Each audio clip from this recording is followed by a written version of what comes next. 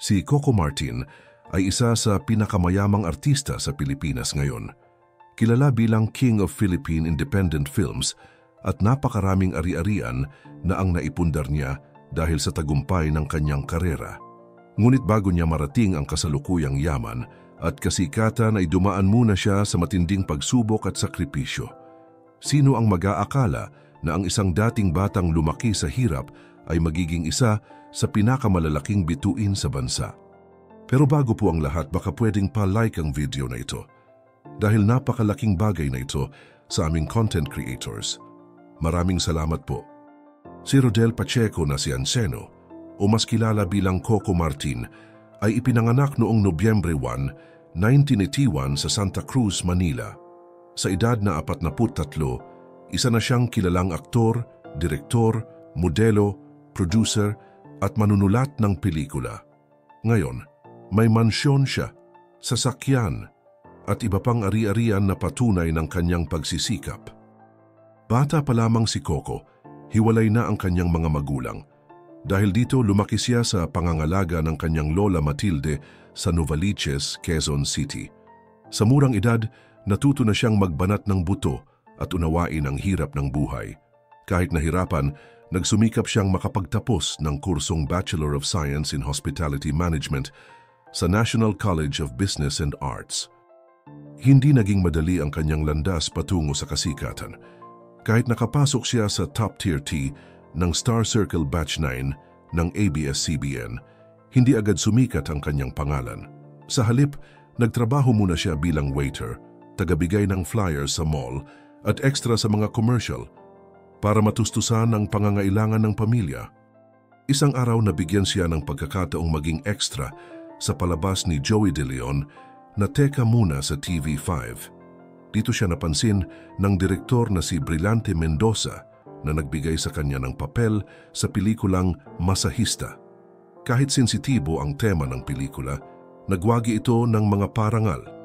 Hindi lamang sa Pilipinas kundi pati na rin sa ibang bansa, gaya ng Canada. Sa edad na 23, naging internationally recognized actor si Coco Martin.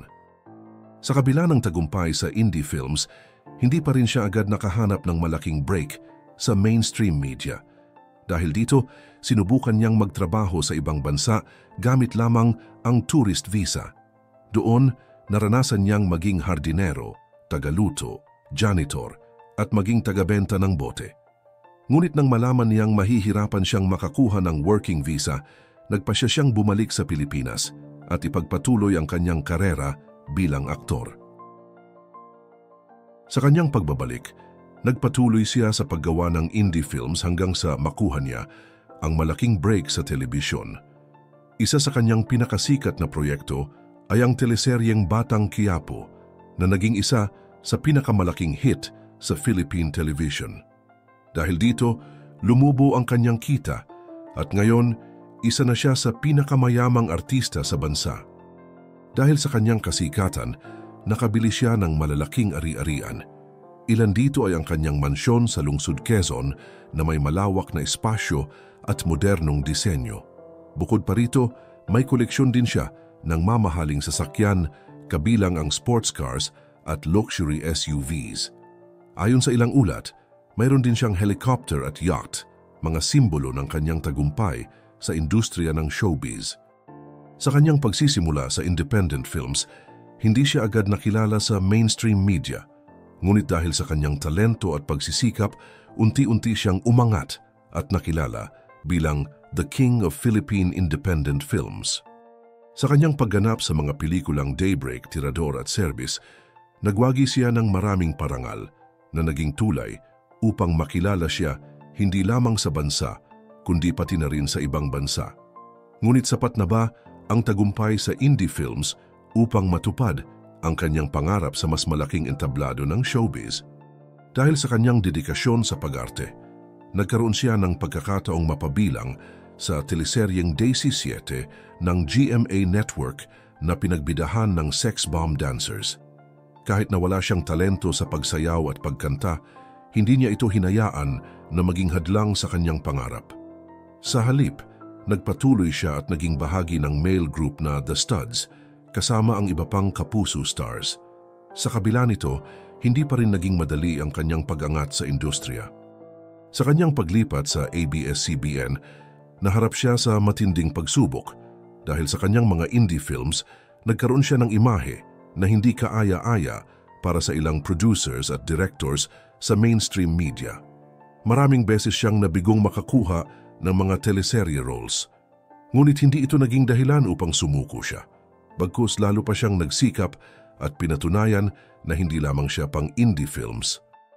Ang kanyang tiyaga ay nagbunga nang makuha niya ang papel bilang kontrabida sa teleseryeng Tayong Dalawa na pinagbidahan nina Kim Chiu, Gerald Anderson at Jake Cuenca. Sa kanyang mahusay na pagganap, napansin ang kanyang talento at dito nagsimula ang kanyang tuloy-tuloy na pag-angat sa industriya. Dahil sa kanyang husay sa pagganap, sunod-sunod ang mga proyektong dumating sa kanya. Naging bida siya sa mga sikat na teleserye tulad ng Ikaw Lamang, Walang Hanggan, Juan de la Cruz, FPJ's Ang Probinsyano at Batang Quiapo. Ang mga palabas na ito ay hindi lamang sumikat sa telebisyon kundi naging parte na rin ng kultura ng maraming Pilipino. Kasabay ng kanyang pag-usbong sa industriya, dumami rin ang kanyang endorsements na nagbigay sa kanya ng mas malaking kita. Mula sa maliit na kinikita niya sa indie films, umabot na sa milyon-milyon ang kanyang kita ngayon. Dahil dito, nakapagpundar siya ng isang malaki at maayos na bahay sa Quezon City. Isa sa kanyang pinakamalaking ari-arian ay ang kanyang tropical-inspired mansion sa Casa Milan, Neapolitan Subdivision na may lawak na 2,000 square meters. Ang bahay na ito, na kanyang itinayo sa loob ng 3 taon, ay nagkakahalaga ng mahigit 120 milyong piso. Napuno ito ng mga mamahaling kagamitan at mala-luxury resort ang disenyo. Bukod dito, hindi niya nakalimutang bigyan ng bahay ang kanyang mga magulang sa isang compound kung saan magkakatabi sila. Ito ay patunay ng kanyang pagmamahal at utang na loob sa kanyang pamilya. Bukod sa telebisyon, sumikat din si Coco Martin sa pelikula. Ilan sa kanyang mga matagumpay na pelikulang kalahok sa Metro Manila Film Festival ay ang Panday noong 2017, Jack M. Popoy, The Police Credibles noong 2018 at Triple Trouble, Huli Ka Balbon. Noong 2019 sa karamihan ng kanyang mga pelikula, siya na mismo ang direktor at producer na lalong nagpapatunay ng kanyang pagiging multi-talented sa industriya. Mula sa kanyang simpleng pamumuhay noon, ngayon ay nagmamay-ari na siya ng mga mamahaling sasakyan na simbolo ng kanyang tagumpay sa industriya ng showbiz. Hindi maikakaila na ang kanyang sipag at determinasyon ang nagtulak sa kanya upang marating ang estado ng buhay na mayroon siya ngayon. Ngunit sa kabila ng kanyang tagumpay, paano nga ba niya pinamamahalaan ang kanyang yaman? Isa sa mga pinakapaboritong sasakyan ni Coco Martin ay ang Toyota FJ Cruiser, isang mid-size off-road SUV na may presyong 22.1 milyon. Sunod dito ang kanyang Jeep Wrangler, isang mid-size off-road SUV na may Call of Duty-inspired design na umabot sa halagang 33.7 milyon kasama na ang bago nitong porma. Isa pa sa kanyang koleksyon ay ang Toyota Land Cruiser, isang full-size SUV na nabili niya sa halagang 44.9 milyon. Sa mga sasakyang ito pa lang, makikita na kung gaano kalaki ang kanyang naging tagumpay sa industriya. Bukod sa mga pang-araw-araw na sasakyan, mahilig din si Coco sa mga luxury SUVs. Isa sa kanyang ipinagmamalaking sasakyan ay ang 2016 Brabus Mercedes G63, isang high-end SUV na may eleganteng interior at exterior design na kanyang nabili sa halagang P11.3 milyon. Ngunit hindi lamang siya mahilig sa SUVs dahil may collection din siya ng mga sports car.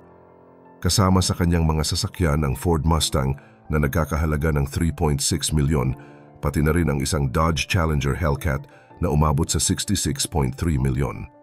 Isa rin sa kanyang mga prized possessions, ang 1967 Shelby Mustang GT500, isang classic American muscle car na kanyang nabili sa halagang P1 milyon.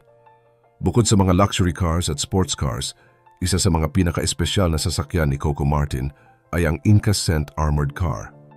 Ang sasakyang ito ay kahawig ng mga military armored vehicles at may night vision, high-caliber bullet protection at bomb-proof features.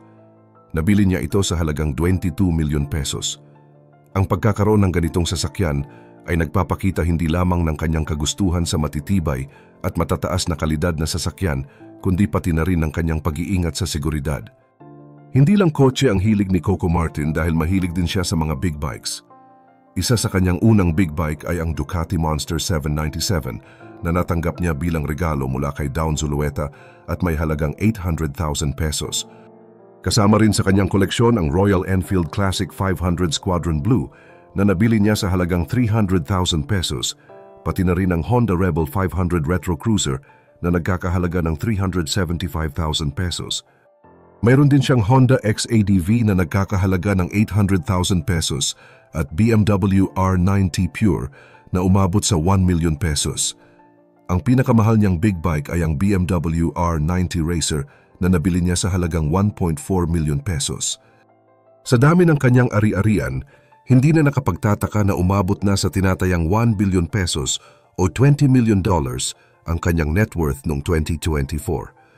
Ang lahat ng kanyang tagumpay ay resulta ng kanyang sipag, tiyaga at determinasyon sa buhay. Mula sa pagiging isang simpleng aktor sa indie films, ngayon ay isa na siyang tinitingalang personalidad sa mundo ng showbiz. Sa kabila ng kanyang marangyang buhay, hindi pa rin siya nakakalimot sa kanyang pamilya at sa mga taong tumulong sa kanya noong nagsisimula pa lamang siya. Sa lahat ng ito, masasabi nating si Coco Martin ay isang ehemplo ng isang taong nagsikap upang marating ang rurok ng tagumpay. Ngunit sa kanyang estado ngayon, paano kaya niya mapapanatili ang kanyang kasikatan at yaman sa hinaharap? Ano ang masasabi mo tungkol dito? Ibahagi ang iyong opinyon sa comment section down below at huwag kalimutang mag-subscribe para sa mas marami pang updates.